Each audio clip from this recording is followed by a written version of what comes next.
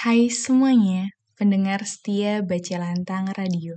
Izinkanlah saya kali ini untuk membacakan cerita pendek karya Agus Nur yang berjudul Mawar di Tiang Gantungan, yang juga turut dirilis pada Kompas.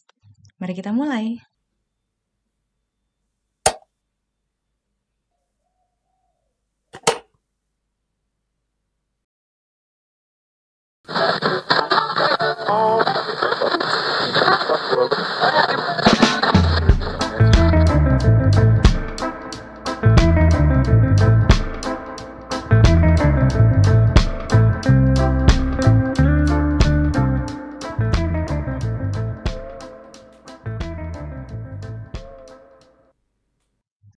Kuceritakan apa yang kulihat, tapi kalian mengatakan aku dusta karena aku buta.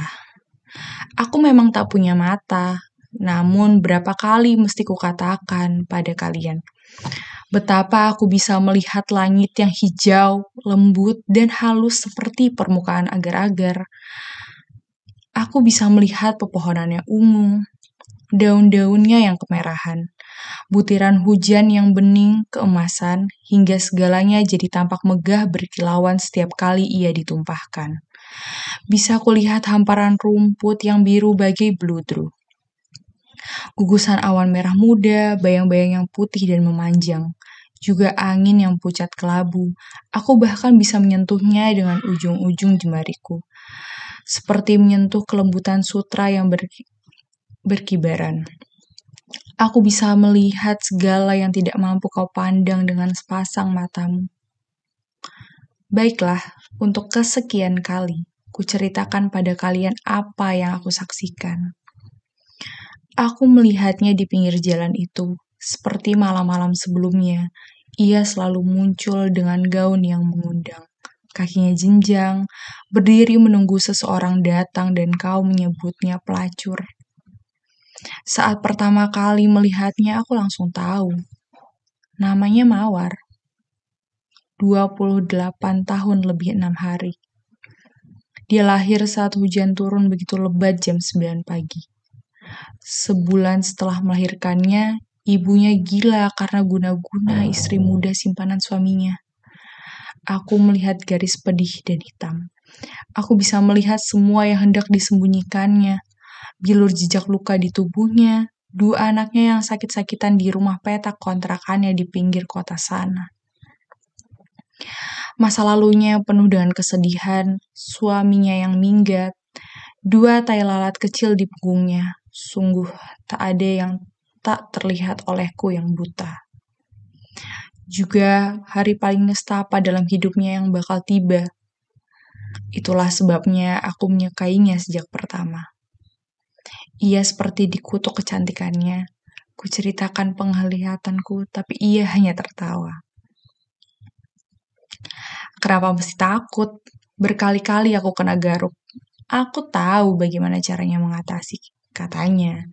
Aku cuma perlu memberi sedikit kesenangan pada para petugas itu. Ia sebenarnya tak terlalu suka bicara. Sementara pelacur lain berkeliaran sambil cekikikan genit pada laki-laki yang muncul. Ia memilih menyendiri. Kadang tampak ganjil, juga melihat sosoknya di jalanan merah remang ini. Tapi itu membuatku bisa sering mengajaknya bercakap. Pernah ia cerita tentang pelacur tua yang matanya menjadi buta karena raja singa. Dan kamu? Kenapa buta? Ia sayu menatapku. Aku tak buta. Aku memang memilih tak punya mata.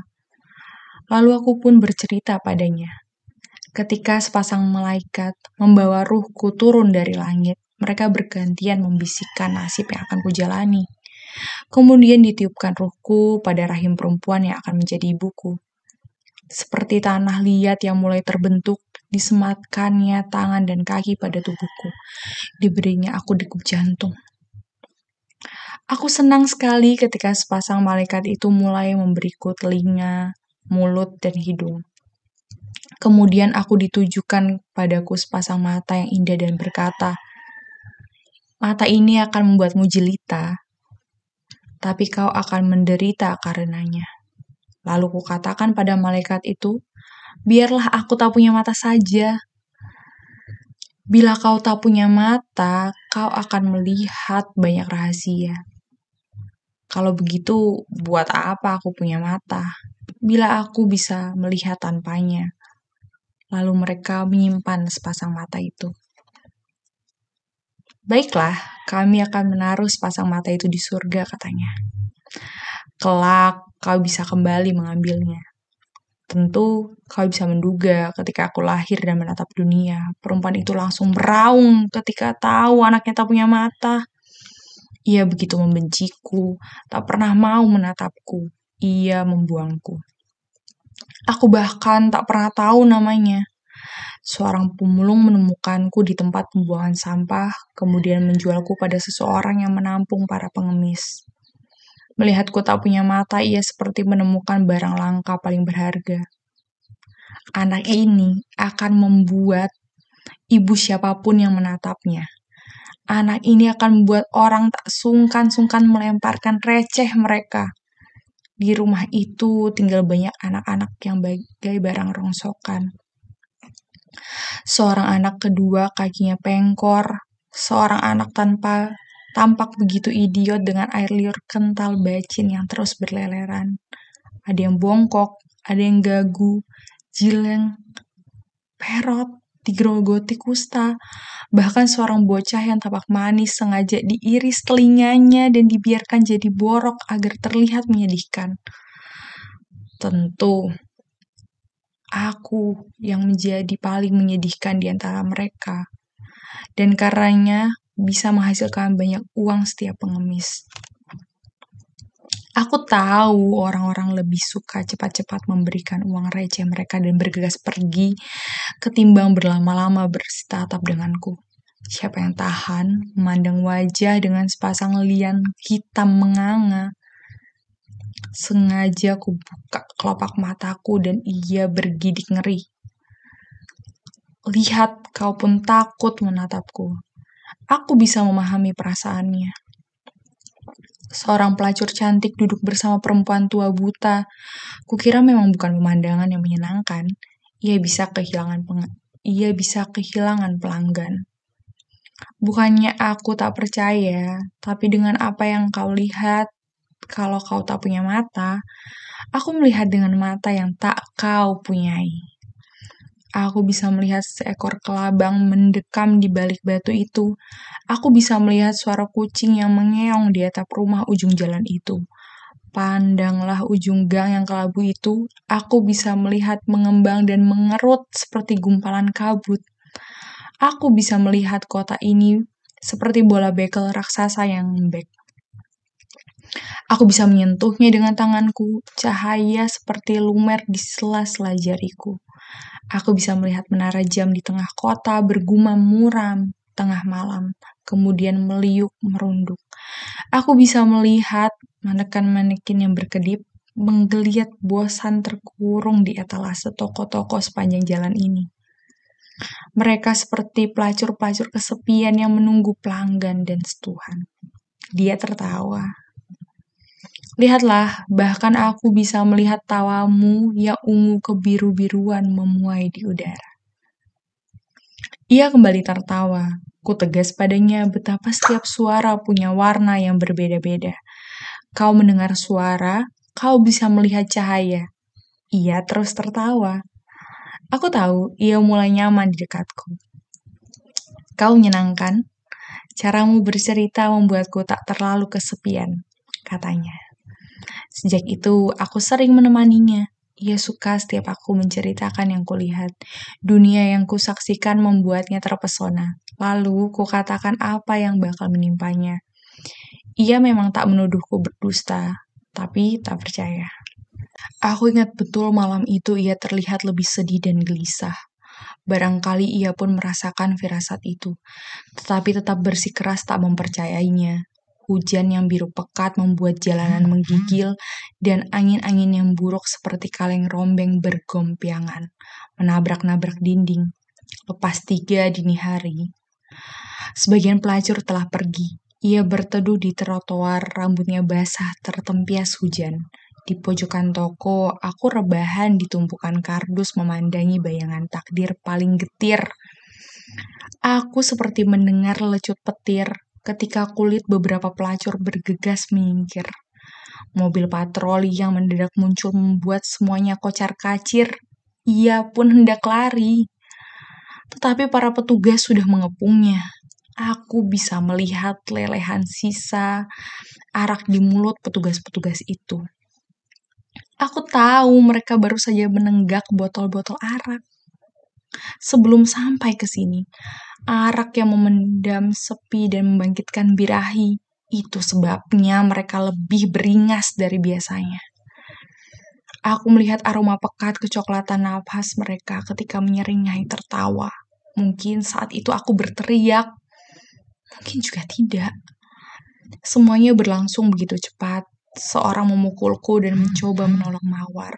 Aku bahkan nyaris dicekiknya, tapi petugas yang lain segera berteriak, biarkan, dia cuma perempuan buta itu. Dan inilah yang kusaksikan malam itu. Mereka menyeret Mawar yang terus meronta, melemparkannya ke mobil patroli, membawanya pergi kemudian menyekapnya di gudang. Aku bisa melihat semuanya dengan jelas, begitu nyata dalam penglihatanku. Wajah Mawar pucat, bibirnya bengkak kena pukul. Seekor cicak kaget menyelusup ke celah dinding. Mawar menjerit. Mereka menyumpal mulutnya, memelorotkan pakaiannya dengan paksa, kemudian bergiliran. Sunyi yang paling hitam membenamkan penglihatanku yang penuh kepedihan. Isak tangis muram menyelubungi gudang itu. Bercampur erang yang terdengar bagai muncul dari binatang terluka. Lalu kusaksikan Mawar mendadak bangkit menyerang sambil menjerit panjang. Ia hantam kepala seorang. Dengan lonjoran besi yang berhasil diraihnya, ia mengamuk dengan buas. Dihujamkannya berkali-kali besi itu ke tubuh yang terkampar. Begitulah kejadiannya. Kuceritakan apa yang kusaksikan. Tapi kalian tak pernah percaya pada saksi mata yang buta. Padahal bukan aku yang dusta, tapi mereka. Peristiwa itu mereka tutup-tutupi dengan pembunuhan. Mereka bilang mereka tengah patroli seperti biasa. Mawar mereka bawa dan nasihati baik-baik. Ketika mendadak ia mengamuk. Rupanya ia mabuk berat. Di tasnya ada beberapa butir pil dan pisau lipat yang sengaja ditaruh petugas untuk menjebaknya. Ada bercak darah di pisau itu dan selanjutnya kalian tahu bagaimana diberitakan di koran-koran. Dikatakan Mawar baru saja membunuh seorang pelanggan yang tak membayarnya. Bahkan petugas bisa mengembangkan bukti ternyata ia adalah psikopat yang selama ini mereka cari. Ia pembunuh yang telah memotong-motong 8 korbannya. Pelacur dan pembunuh. Itu alasan yang cukup untuk menyeretnya ke tiang gantungan. Kalian seketika merasa nyaman karena pembunuhan misterius itu telah tertungkap. Dan kalian makin merasa tenang karena kalian memang ingin melenyapkan maksiat dari kota.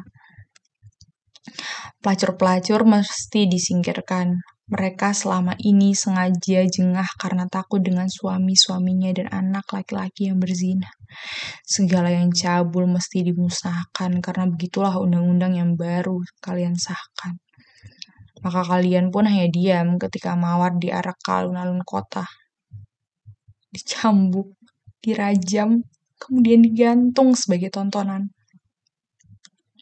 Kusaksikan senja yang memar, burung gagak merah berkakaukan dan angin yang muram berkesiur pelan membuat tubuh itu terayun di tiang gantungan sampai malam. Di pasar, di kantor, di ruang tunggu rumah sakit, warung, kafe, pangkalan ojek, bahkan di seluruh kota, orang-orang ramai membicarakan. Sampai sekarang pun kalian masih terus kusuk-kusuk. Kalian kebingungan ketika anak-anak kalian bertanya, karena bagaimanapun tidaklah mungkin mayat itu lenyap begitu saja. Siapa yang membawanya? Baiklah, aku ceritakan apa yang telah aku saksikan. Setelah mayat itu digantung, kalian pun bubar. Sebagian kalian tertunduk seakan ingin menghapus bayangan buruk, tapi kalian tidak ingin terus meneruh disesah kengerian karena saat itu hari Natal. Kalian mesti ke gereja. Ada yang lebih kudus untuk dirayakan. Maka malam itu pun aku menyaksikan langit kota yang dipenuhi nyanyian doa kalian. Hujan rinai turun malam mengelap. Aku sendirian di alun-alun itu, memandangi tubuh mawar yang tergantung dalam bayangan cahaya murung. Kurasakan debu-debu berterbangan di embus angin yang makin jekut ketika kesepian makin membentangkan kelengaan yang menyayat keperihan.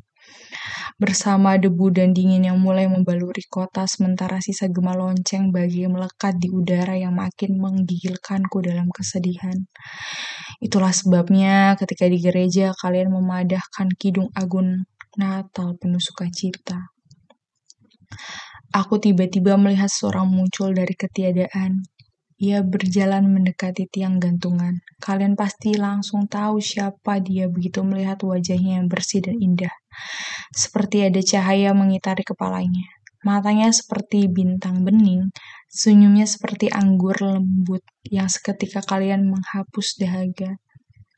Rambutnya ikal dan panjang, ia berjalan anggun seperti seseorang yang berjalan melintasi permukaan air, meski sesekali tampak limbung karena menahan luka di lambungnya. Kulihat tangan dan kakinya berdarah, kudengar ia berseru, memanggil nama pelacur itu. Aku begitu terkesima menyaksikannya. Langit seakan-akan tiba-tiba benderang penuh cahaya keemasan yang cemerlang. Kulihat ia bersimpu di bawah tiang gantungan dan mencium lembut kaki mayat yang tergantung itu. Kemudian menurunkannya. Saat itu aku melihat ribuan mawar-mawar mengapung di udara menyerbakkan harum yang megah. Kudengar kalian masih menyanyikan doa-doa dan pujian di gereja ketika laki-laki itu membawanya pergi, seperti pengantin membopong mempelainya. Kuceritakan ini pada kalian, tapi kalian menduduhku pendusta. Yogyakarta 2008. Pendengar setia Baca Lantang Radio, itulah cerita yang ditulis oleh Agus Nur yang kemudian saya bacakan kembali.